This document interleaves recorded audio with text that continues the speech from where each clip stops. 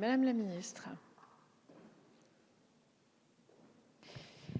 Madame la présidente, monsieur le député, je ne vais pas revenir sur la question de la responsabilité. Sur cette question, vous semblez avoir des éléments et des faits dont je ne dispose pas nécessairement, c'est-à-dire ce rapport de l'APEX. Et surtout, je pense que c'est un sujet qui sera vu par le juge, puisque je comprends que des procédures sont en cours et donc il n'appartient pas au gouvernement d'interférer dans ce type de procédure en cours.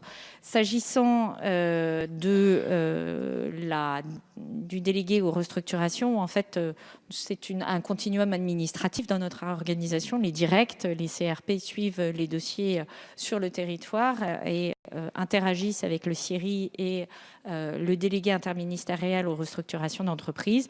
À cette date, les préfets ont reçu les organisations syndicales. Les directs ont suivi de très très près ce dossier et le délégué interministériel les recevra également si elles en émettent la demande, ce qui n'a pas été fait aujourd'hui. Mais sachez que ce n'est pas parce que le dossier est traité par le préfet qu'il n'est pas connu, suivi par l'ensemble de la structure de l'État.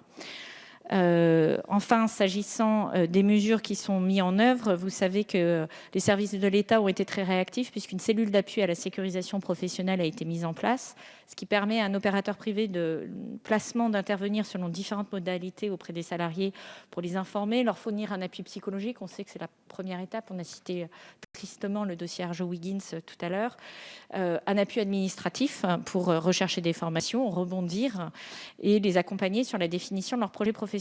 Ce dispositif d'appui qui n'est pas automatique permet d'aiguiller, je le rappelle parce qu'on pense souvent qu'il l'est, mais ce n'est pas le cas, permet d'aiguiller un maximum de salariés vers le contrat de sécurisation professionnelle qui prévoit l'accompagnement pendant 12 à 15 mois des salariés en leur permettant de bénéficier d'une allocation égale à 75% de leur ancien salaire brut, ce qui fait grosso modo 95% de leur salaire net, un accompagnement renforcé par Pôle emploi, à des formations et à différentes primes.